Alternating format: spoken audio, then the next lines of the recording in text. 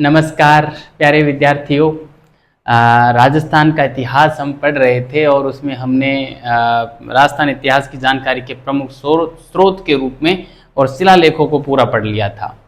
ठीक है, आज हम उससे आगे राजस्थान इतिहास के स्रोतों में, राजस्थान इतिहास की जानकारी के स्रोतों में हम ताम्रलेख को आज पढ़ने वाले हैं और बहुत अधिक नहीं है। आज की क्लास में हम प्रमुख ताम्रलेखों को पढ़ लेंगे और कुछ एक आधा जो कम महत्व के हैं उनको हम पीडीएफ में देखेंगे। ठीक है, तो मैं हेडिंग जमाता हूँ राजस्थान इतिहास के स्रोत में ताम्रलेख हेडिंग जमाता हूँ। यहाँ पे क्या हेडिंग जमाता हूँ?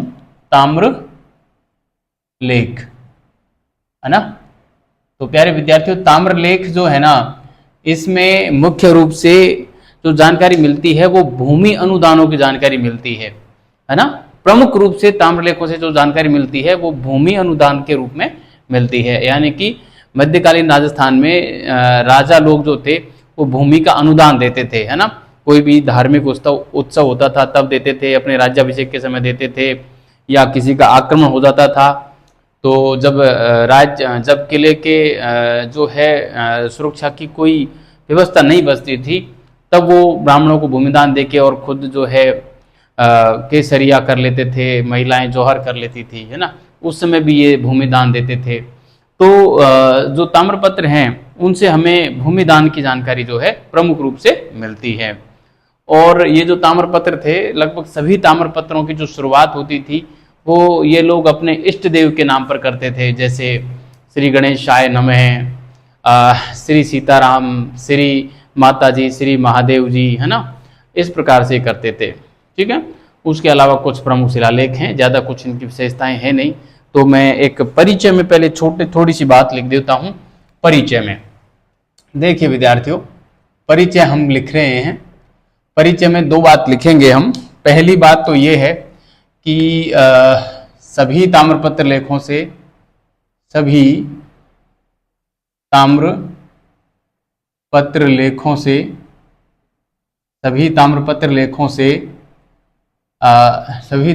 लेखों से भूमि अनुदान की जानकारी मिलती है।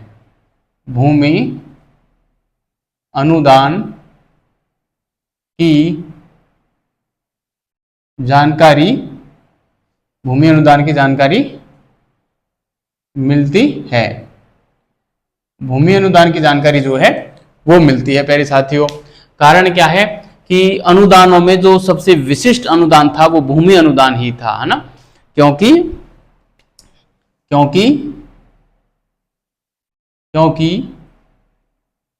भूमि अनुदान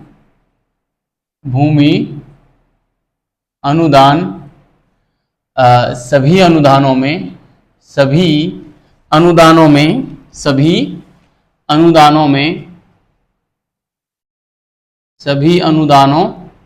में विशिष्ट था, है ना। सभी अनुदानों में विशिष्ट था। एक बात तो हो गई ये ताम्रलेख, है ना।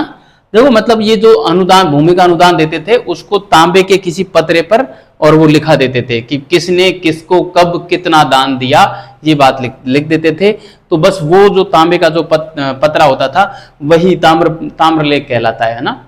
तांबे के पतरे के ऊपर लिखा गया लेख ताम्रलेख होता है।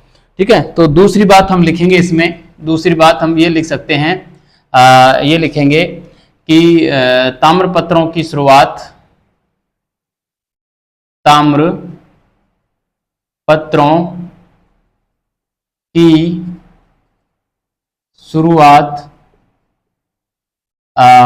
सभी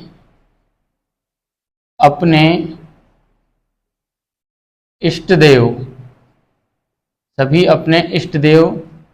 के नाम से करते थे।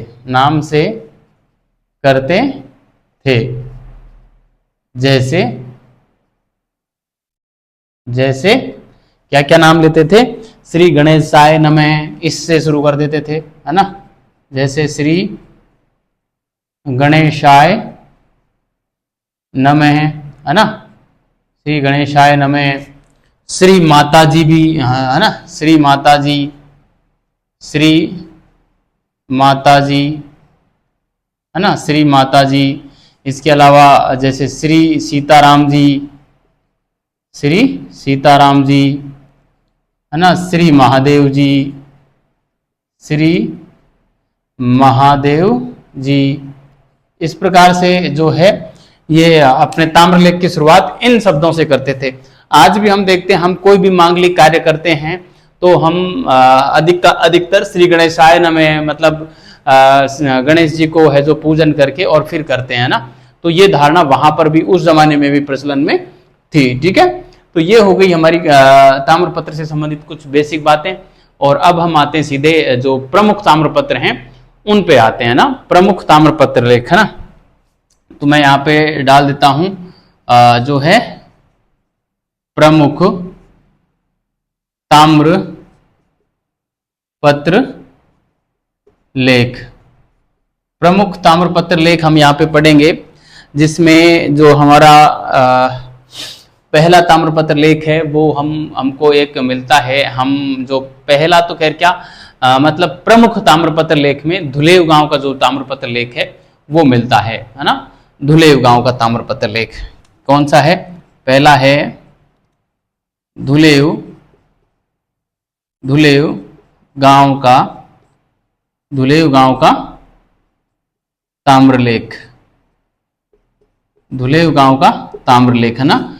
ये है करीब 600 और हमारा है 79 ईस्वी का, 679 ईस्वी का है ना, 679 ईस्वी का है। ठीक है, 679 ईस्वी का है। और काफी महत्वपूर्ण ये ताम्रलेख है। धुलेव गांव जो है हमारे उदयपुर से हमको यह मिलता है। कहाँ से मिलता है? धुलेव गांव उदयपुर से यह मिला है। कहाँ से मिला है? धुलेव गांव उदयपुर से मिला है।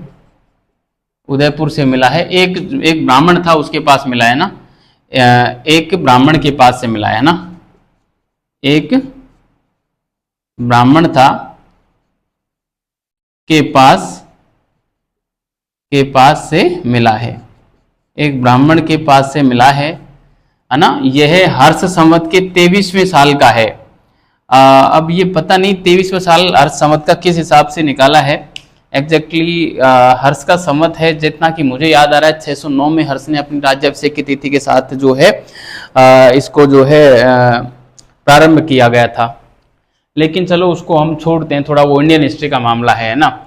इसमें जो जानकारी मिलती है वो एक भट्टीनाग नामक ब्राह्मण को भूमि अनुदान के रूप में प्राप्त हुई थी, उसकी जानकारी मिलती है ना। क्या मिलती है? भट्टीनाग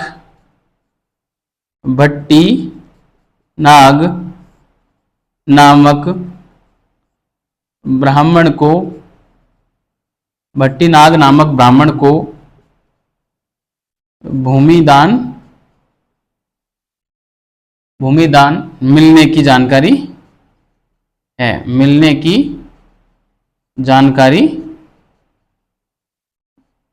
मिलती है ना, मिलती है। एक तो बात हो गई ये। दूसरी बात हम करें तो इसमें प्यारे विद्यार्थियों, दूसरी बात हमें इसमें जो मिलती है वो इसमें एक संवत की जानकारी मिलती है जो कि अश्रवभुज संवत के नाम से जाना गया है ना। ये फैक्ट पूछा जा सकता है, ध्यान रखना। इसमें एक संवत कौन सा है? संवत है अश्रवभुज, है ना, अश्रवभुज। ये जो से श्रृंगार वाला आता है ना, ये वाला जो से आता है, ये आधा से है ना। जैसे ये पूरा होता है तो ये आपको आधा ही लिखना है, फिर ये वैवकील लिखना है और इस प्रकार से लिखना है ये ना, अश्रवभुज, है ना, अश्रवभुज है ये शब्द। ठीक है, अश्रवभुज है ना। इसमें एक संवत अश्रवभुज संवत का नाम मिलता है, है ना, का नाम मिलता है। ये था प्यारे साथियों हमारे धुलेव गांव का जो है ताम्रलेख। ठीक है, काफी महत्वपूर्ण है धुलेव गांव का ताम्रलेख, और इसे आपको विशेष रूप से याद रखना है। इसमें जो है प्रमुख रूप से जो बात आती है वो इसकी आती है, बस अश्वभुज जो संवत है इसकी जानकारी हमें किस ताम्रलेख से मिलती है, तो धुलेव गांव के ताम्रलेख से मिलती है। एक ब्राह्मण के घर से मिला था, और भट्टीनाग नामक एक ब्राह्मण को भूमिदान मिलने की जो है इसमें जानकारी दी हुई है। ठीक है, अब हम जो दूसरा पढ़ेंगे वो पढ़ेंगे ब्रौच गुर्जर ताम्रलेख। ठीक है, ब्रौच गुर्जर ताम्रलेख जो कि विशेष महत्व का ताम्रलेख है, और वहां से काफी बार सवाल जो है पूछा गया है ना। तो मैं यहां पे लिखना चाहूंगा दूसरे नंबर पे, ये हमारा इधर हो जाएगा पूरा मामला। दूसरे नंबर पे जो मैं लिखूंगा, ये पहले नंबर पे हो गया, अब हम लिखेंगे ब्रौच गुर्जर ताम्रलेख। ब्रौच गुर्जर ताम्रलेख है ना। ब्रौच गुर्जर ताम्रलेख जो है, ये जो है विद्यार्थियों, ब्रौच गुर्जर ताम्रलेख ये अलेक्जेंडर कनिंघम ने और ब्रौच गुर्जर ताम्रलेख के आधार पर राजपूतों को कुषाणों की जो यूची जनजाति थी, कुषाणों की यूची जनजाति का बताया था, जो कि कुषाण शासक कनिष्क के समय में और हमारे जो है भारत में ये लोग आए थे, है ना। तो कहने का मतलब ब्रौच गुर्जर ताम्रलेख के आधार पर अलेक्जेंडर कनिंघम ने और राजपूतों को कुषाणों की यूची जाति से उत्पन्न बताया था, है ना। यानी कि राजपूतों को एक तो विदेशी बताया, और विदेशियों में कुषाणों की यूची जाति थी, उससे उत्पन्न माना था। किसने? अलेक्जेंडर कनिंघम ने। ये सवाल बहुत बार पूछा गया है, आगे भी पूछा जा सकता है, ध्यान रखना। ठीक है, तो ये जो अभिलेख है 978 ईस्वी का है, एक बात तो ये हो गई, है ना, ब्रौच गुर्जर ताम्रलेख। और इससे जानकारी क्या मिलती है? ये जानकारी बड़ी महत्वपूर्ण है। अलेक्जेंडर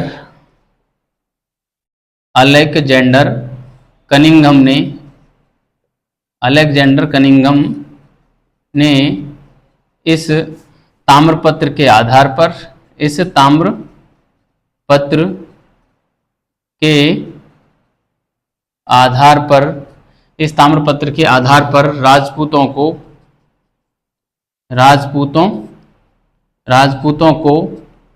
ताम्रपत्र के आधार पर राजपूतों को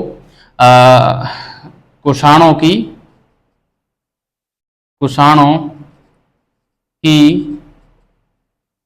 यूची जाति का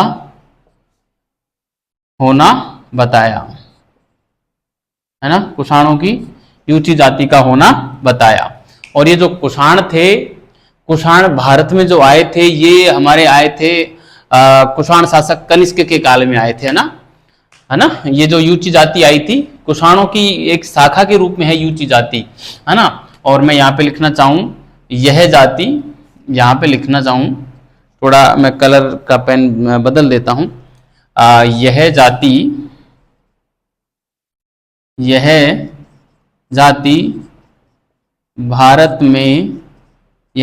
भारत में कुषाण शासक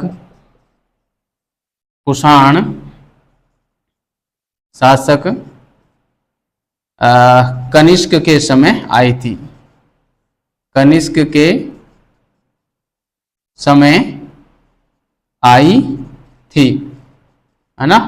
कनिष्क के समय यह जाति भारत में आई थी। ठीक है, तो ये आपको विशेष रूप से ध्यान रखना है। 978 ईस्वी का है। कनिंघम ने राजपूतों को यूची जाति का बताया है ब्रौच गुर्जर ताम्रपत्र लेख के आधार पर। ठीक है, इसके अलावा जो हम अगला जो पढ़ेंगे विद्यार्थियों, वो है धारावर्ष का ताम्रलेख, है ना।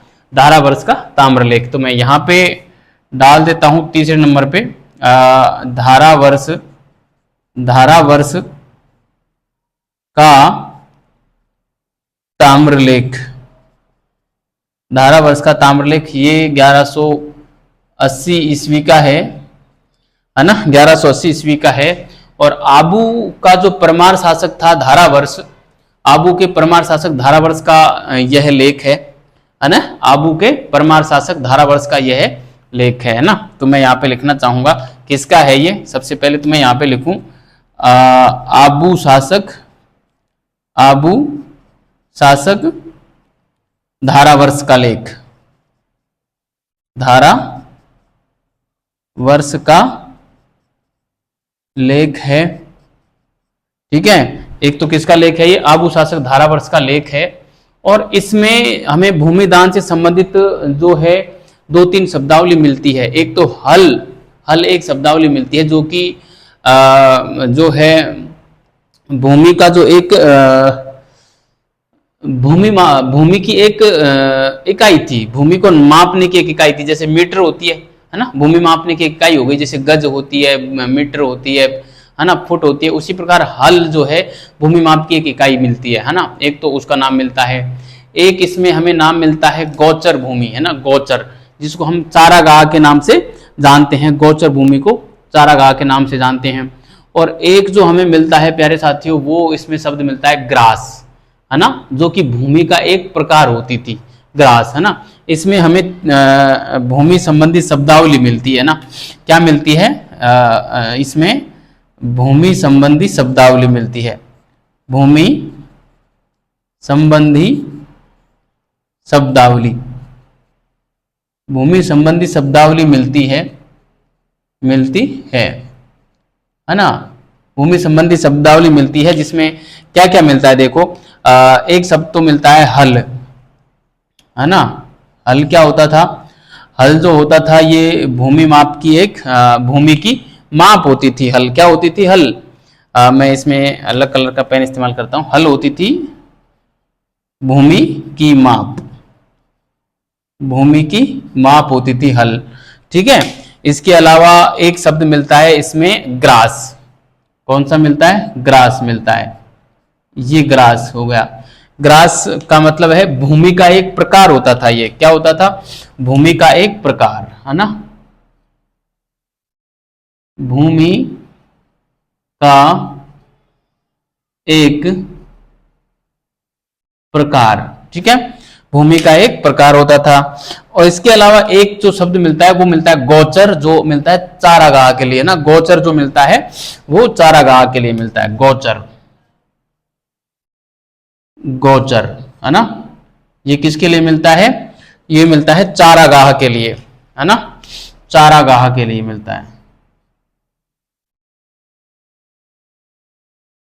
ठीक है, चारागाह।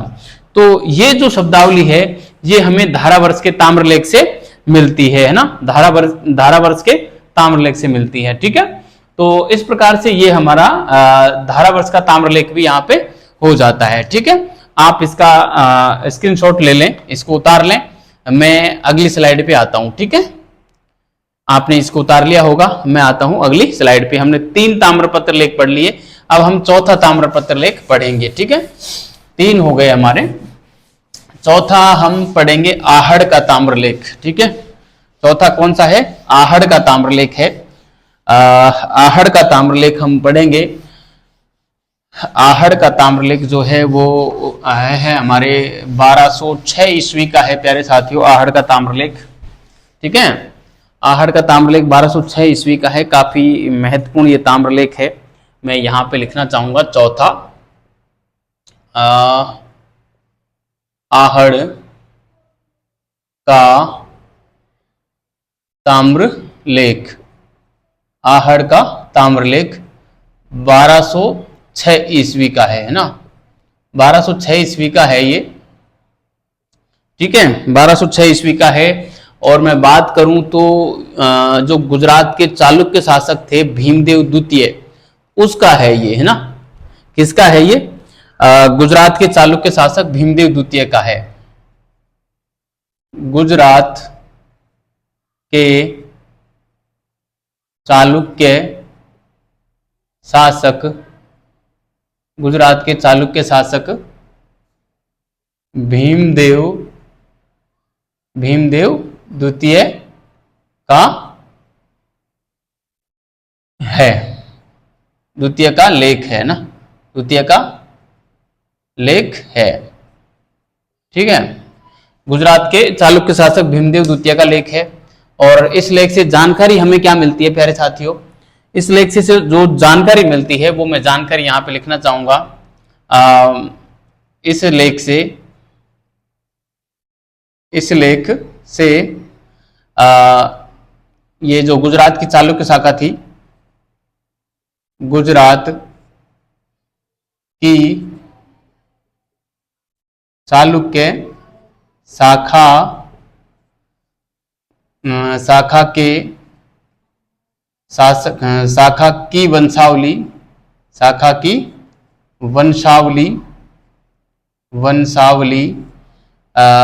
मूलराज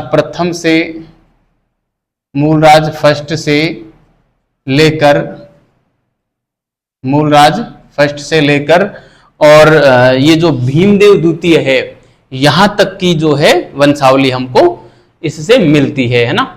मूलराज फर्स्ट से लेकर भीम द्वितीय तक की मिलती है, भीमदेव द्वितीय तक की मिलती है ना, भीमदेव द्वितीय तक की मिलती है। ठीक है साथियों, तो एक बात हो गई ये, इस लेख से गुजरात की चालुक्य शाखा की वंशावली मूलराज फर्स्ट से लेकर भीम सेकंड तक की मिलती है। दूसरी बात इसमें मिलती है कि इस समय में जो मेवाड़ था वो गुजरात के अधीन था, यह जानकारी भी इस लेख से यहां से मिलती है ना। दूसरी बात हमें क्या मिलती है, दूसरी बात मैं यहां पे लिखना चाहूं कि इस समय मेवाड़ गुजरात के अधीन होने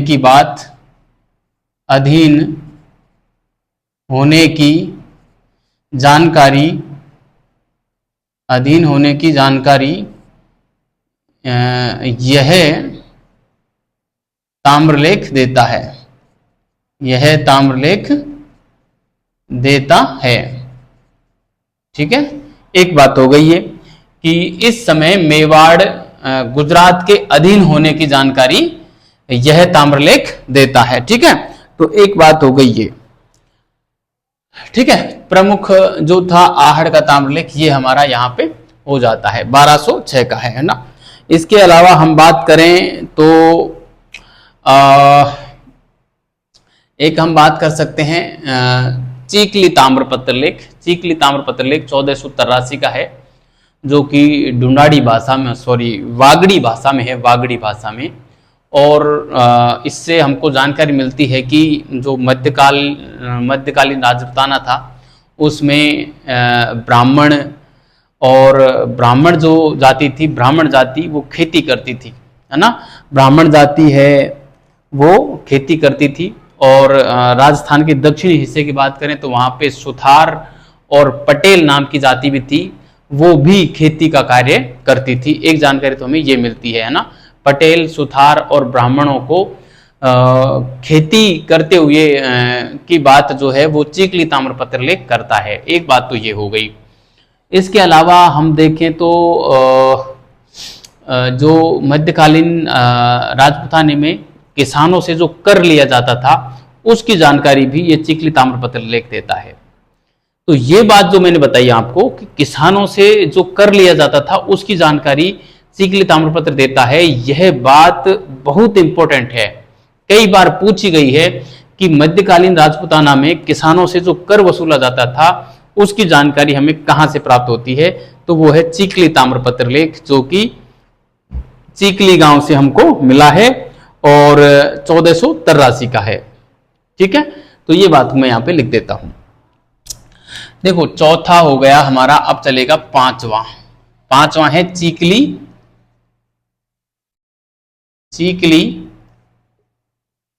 ताम्रलेख। चीकली ताम्रलेख कब का है?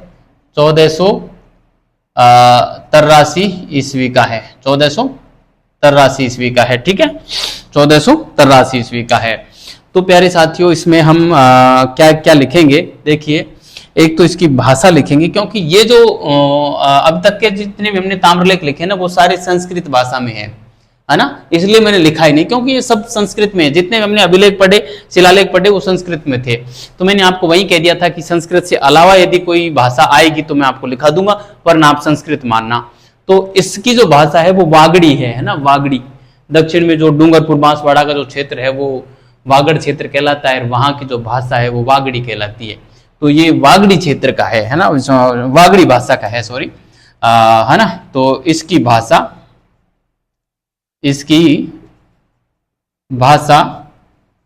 वागड़ी है, इसकी भाषा वागड़ी है, एक बात। नंबर 2, इससे जानकारी मिलती है कि इससे जानकारी मिलती है कि इससे जानकारी मिलती है कि पटेल सुथार व ब्राह्मण खेती का कार्य करते थे, खेती का कार्य करते थे, खेती का कार्य करते थे। कौन? पटेल, सुथार और ब्राह्मण, है ना। पटेल आज भी जो है हमको गुजरात में खूब सारे पाए जाते हैं ना, पटेल, ठीक है। इसके अलावा हम बात करें तो इसमें एक बात और मिलती है कि किसानों से जो कर लिया जाता था, ठीक है, उस समय में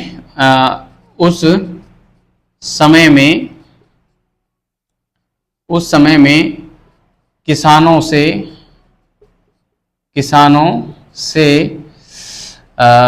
वसूले जाने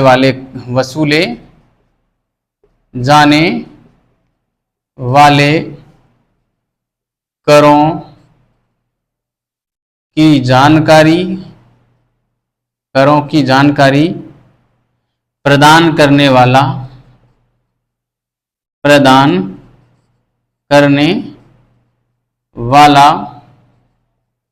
ताम्रलेख है, ठीक है। तो एक बात हो गई ये कि उस समय में किसानों से वसूले जाने वाले करों की जानकारी प्रदान करने वाला ताम्रलेख है। आप इसे विशेष रूप से ध्यान रखें, करों की जानकारी प्रदान करने वाले ताम्रलेख के बारे में आपसे जो है पूछा जा सकता है, ये इंपॉर्टेंट है, ठीक है, काफी इंपॉर्टेंट है। हाँ, मैं इस पे मोस्ट लिख भी देता हूं, क्या पता कि यही छप जाए, है ना। तो आप अच्छे से याद रखें। इसके अलावा हमें एक जो ताम्रलेख मिलता है वो मिलता है पुर का ताम्रलेख, है ना। पुर का ताम्रलेख 1535 का ये ताम्रलेख है। और 1535 की घटना किसे याद नहीं होगी, बड़ी ही युगांतरकारी घटना थी वैसे, लेकिन ठीक ही समय में और जो मुगल शासक थे वो संभल गए थे, सॉरी गुहिल शासक थे वो संभल गए थे। घटना कुछ यूं थी कि 1535 में गुजरात के जो शासक थे बहादुर शाह द्वितीय, उन्होंने आक्रमण किया मेवाड़ के गुहिल शासकों के ऊपर। और उस समय में जो गुहिल शासक थे वो एक नाबालिग बच्चा ही था विक्रमादित्य नाम का, जो कि राणा सांगा का पुत्र था। राणा सांगा का पुत्र था विक्रमादित्य, और उसका छोटा भाई उदय सिंह जो कि अभी बच्चा ही था। और इनकी जो माता थी कर्मावती, ये बूंदी के नारायण हाडा की पुत्री थी कर्मावती, जो कि उदय सिंह की माँ थी, विक्रमादित्य की माँ थी, राणा सांगा की पत्नी थी, राणा सांगा की मुख्य पटरानी थी। तो जब गुजरात के बहादुर शाह ने इनके ऊपर आक्रमण किया तो कर्मावती ने राखी भेजकर और हुमायूं को अपना भाई बनाया और हुमायूं से कहा कि आप मुझे सहायता दीजिए। तो हुमायूं सहायता के लिए आता भी है, लेकिन बहादुर शाह हुमायूं को वापस पत्र भेजता है। वो कहता है कि आप जो मुस्लिम होकर और एक मुस्लिम के खिलाफ युद्ध करने जा रहे हो, हिंदू के पक्ष में युद्ध करने जा रहे हो। तो उस हिसाब से वो है जो हुमायूं रुक जाता है और कर्मावती को समय पर सहायता नहीं मिलती। और कर्मावती जो है कर्मावती को लग गया था कि अब मेरी जो है किले को बचा पाने की क्षमता अब हम में नहीं है। तो उसने उदय सिंह और विक्रमादित्य को तो अपने ननिहाल अपने पीहर में भेज दिया था, यानी कि उदय सिंह के ननिहाल में भेज दिया था। और इसने जो है कुछ भूमि दान दिए और जौहर को जो है ये इसने जौहर कर लिया था कर्मावती ने। ये बड़ी कहानी है, उसकी कहानी जो है ये हमें पुर के ताम्रलेख में मिलती है। और यहाँ पे जो है हमारे चित्तौड़ का जो है दूसरा शाखा होता है 1535 में, है ना, जिसमें जौहर किसने किया था, कर्मावती ने किया था, और केसरिया रावत बाघ सिंह ने किया था, जहां तक मुझे याद आ रहा है। ठीक है, आप और चेक कर लेना। ठीक है, और आक्रमण किसका था, बहादुर शाह द्वितीय का आक्रमण था। देखो ये पूरी कहानी तो मैं आपको बताऊंगा नहीं, लेकिन इस द्वितीय जौहर के समय कर्मावती ने कुछ भूमि दान दिया था, है ना, उसकी जानकारी यहाँ पे मिलती है ना।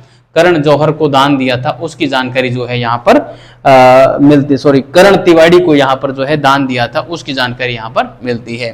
तो एक मोटी मोटी बात मैं यहाँ पे लिख देता हूँ, पुर का ताम्रलेख, छठे नंबर पे यहाँ पे मैं लिख देता हूँ, पुर का ताम्रलेख। पुर का ताम्रलेख जो है ये हमारे है 1535 ईस्वी का है। ठीक है, सॉरी विद्यार्थियों, थोड़ी एक सेकेंड आप थोड़ा सा वेट करें।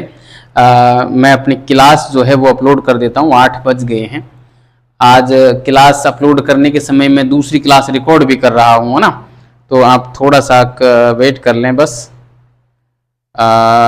बस हो गया है काम अपना एक तरीके से। आपको समझ तो आ ही रहा होगा ये, है ना, जैसा कि मुझे आशा है।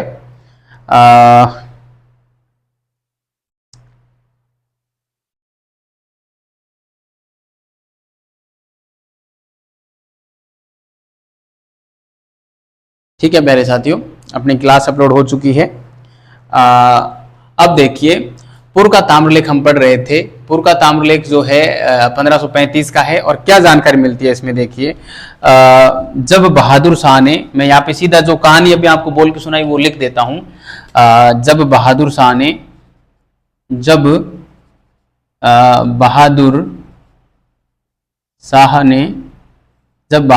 ने मेवाड़ पर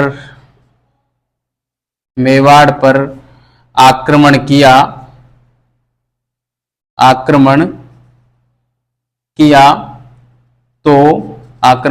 तो जब बहादुर शाह ने मेवाड़ पर आक्रमण किया तो मेवाड़ शासक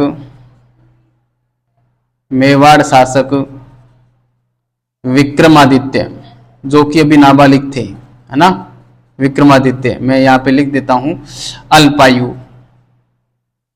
अल्पायु शासक था, है ना, अल्पायु शासक था विक्रमादित्य। इस आक्रमण को विफल करने में असफल रहे। विक्रमादित्य लड़ने की स्थिति में नहीं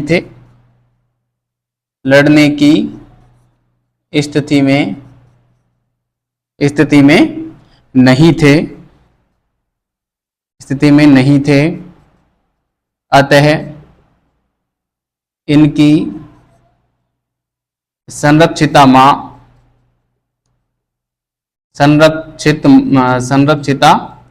माता कर्मावती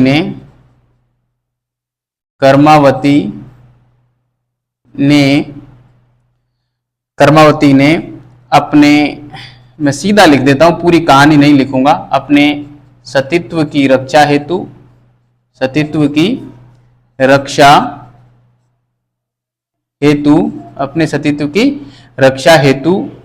जौहर करने की योजना बनाई।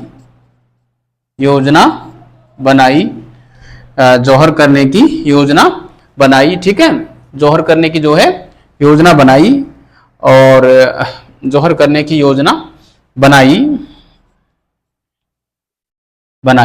ठीक है, अतः इस समय कर्मावती ने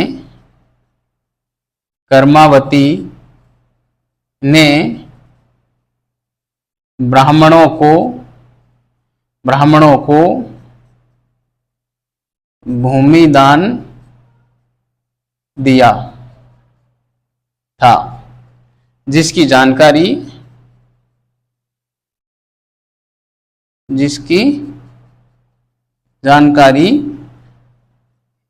इस ताम्रलेख से मिलती है। ताम्रलेख इस ताम्रलेख से मिलती है, इस ताम्रलेख से मिलती है। ठीक है, तो ये था हमारे पुर का ताम्रलेख। ठीक है, पुर का ताम्रलेख से जानकारी मिलती है। और बहादुर शाह का आक्रमण हुआ, ये यहाँ पे चित्तौड़ का दूसरा शाखा होता है ना। ठीक है, यहाँ पे दूसरा शाखा जो है वो होता है। और पहला शाखा तो आपको पता ही होगा, पहला शाखा कब हुआ था चित्तौड़ का, वो 1303 में हुआ था जब अलाउद्दीन खिलजी का आक्रमण हुआ था। दूसरा शाखा 1535 में हुआ है। तीसरा 1568 में होगा जब अकबर का आक्रमण होगा, है ना। जयमल मेड़तिया वगैरह वो वहां पे है जो केसरिया करेंगे, है ना। तो यहाँ पे कर्मावती ने जो है करण तिवाड़ी को जो है और भूमि अनुदान दिया था, करण तिवाड़ी को भूमि अनुदान दिया था। ये बात हमको यहाँ पे मिलती है। तो यहाँ पे मैं लिख सकता हूं करण तिवाड़ी को भूमि अनुदान दिया, भूमि अनुदान दिया। ठीक है, बाकी बात हम नहीं लिखेंगे यहाँ पे कि चित्तौड़ का दूसरा शाखा था और वो, क्योंकि इतिहास नहीं पढ़ रहे अभी हम, इतिहास की जानकारी स्रोत पढ़ रहे हैं, एक बेसिक बातें पढ़ रहे हैं। पुर का ताम्रलेख हमारा यहाँ पे हो जाता है। ठीक है, इसके अलावा हमारे कुछ एक आधा ताम्रलेख और हैं, जैसे ढोल गांव का ताम्रलेख है, एक महाराणा प्रताप के समय का है ढोल गांव का ताम्रलेख, जिसमें ये था कि महाराणा प्रताप ने और ढोल गांव में अपना एक सैनिक चौकी स्थापित की थी। और उस सैनिक चौकी का प्रबंधन करने के लिए एक व्यक्ति को प्रबंधक के रूप में वहां पे नियुक्त किया था, और उस व्यक्ति को कुछ भूमि अनुदान दिया था ताकि वो अपनी जो है मतलब अपनी जो वेतन होता है उसकी पूर्ति कर सके। ठीक है, तो वो जो व्यक्ति था वो जोशी पुनो नाम का व्यक्ति था। जोशी पुनो व्यक्ति को जो है प्रबंधक बनाया था और उसको कुछ भूमि अनुदान दिया था। वो जानकारी मिलती है, कहाँ से मिलती है, मतलब ढोल गांव के ताम्रलेख से मिलती है। तो मैं यहाँ पे 7वें नंबर पे लिख दूंगा, यहाँ पे ढोल गांव का ताम्रलेख, ढोल गांव का ताम्रलेख। ठीक है, ढोल गांव का ताम्रलेख। ठीक है, तो ये है ढोल गांव का ताम्रलेख। और इसके बारे में हम यदि बात करें तो ये महाराणा प्रताप के समय का है। कब का है, महाराणा प्रताप के समय का है। यहां पे मैं लिख दूं महाराणा प्रताप के समय का। ठीक है, एक बात तो हुई है। हुआ कुछ यूं था कि महाराणा प्रताप के समय, मैं यहाँ पे लिखना चाहूंगा अब, महाराणा प्रताप ने, मैं सीधा ही लिख देता हूं, प्रताप ने ढोल गांव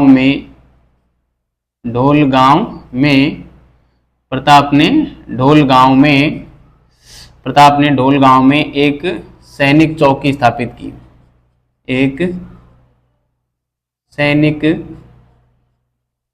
चौकी स्थापित की। ठीक है, प्रताप ने ढोल गांव में एक सैनिक चौकी स्थापित की जिसका प्रबंधक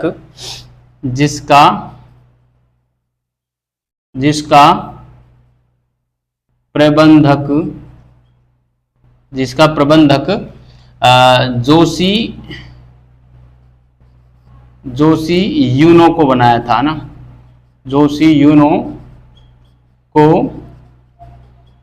बनाया था, जिसे जोशी यूनो को बनाया था, जिसे वेतन स्वरूप भूमि अनुदान दिया, जिसे वेतन स्वरूप क्या, भूमि अनुदान दिया, बस, जिसे ढोल गांव में भूमि अनुदान दिया, जिसे ढोल गांव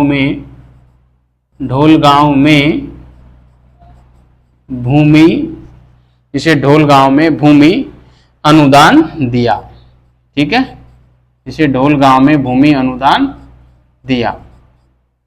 ठीक है, तो ये बात हो गई हमारे यहाँ पे, ये जो ताम्रलेख थे उनकी बात हो गई है ना, ताम्रलेख की बात हो गई। ठीक है, तो तो ये प्रमुख प्रमुख जो ताम्रलेख थे प्यारे साथियों, ये मैंने आपको करवा दिए, आप इनका स्क्रीनशॉट ले लें।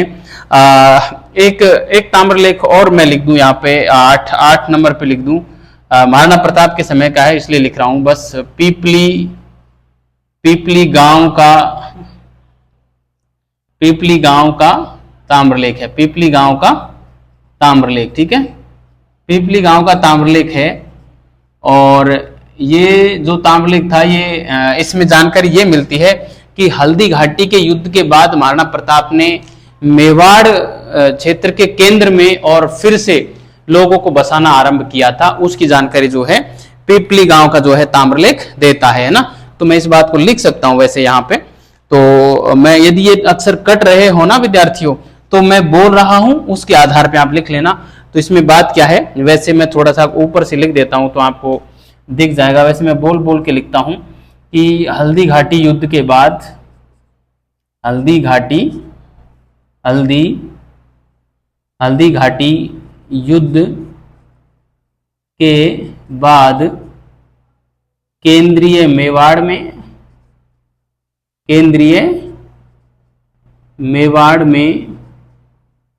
प्रताप ने लोगों को बसाना आरंभ किया, है ना। यह जानकारी जो है हमें पीपली गांव के ताम्रलेख में मिल जाती है, ठीक है। तो ये था प्यारे साथियों, आप इसका स्क्रीनशॉट ले लें। और ये थे हमारे प्रमुख ताम्रलेख। और अब जो हम अगली क्लास पढ़ेंगे वो उसमें जो है राजस्थान इतिहास के जो प्रमुख सिक्के हैं, कॉइन्स हैं, उनके बारे में हम पढ़ेंगे। ताम्रलेखों की क्लास इतनी थी। इसमें भी आप चीगली का ताम्रलेख और पुर का ताम्रलेख अच्छे से याद रखना। आहड़ वाला ज्यादा कोई खास नहीं है। ब्रौच गुर्जर ताम्रलेख आपको अच्छे से याद रखना है। ब्रौच गुर्जर, चीकली, पुर का, ये 3 तो काफी महत्वपूर्ण है। आहड़ को भी थोड़ा सा देख लेना। वैसे मैंने यहाँ पे 8 करवाए हैं, 8 ही बड़े महत्वपूर्ण ही हैं। इसके अलावा अन्य जो हैं वो बहुत कम प्रसिद्ध है ना, इसलिए आप इनको तो विशेष रूप से याद रखना है, ठीक है। अब अगली क्लास में हम मिलेंगे जिसमें हम सिक्के पढ़ेंगे। तब तक के लिए बहुत बहुत धन्यवाद विद्यार्थियों। अच्छे रहिए, मस्त रहिए और इतिहास का आनंद लेते रहिए।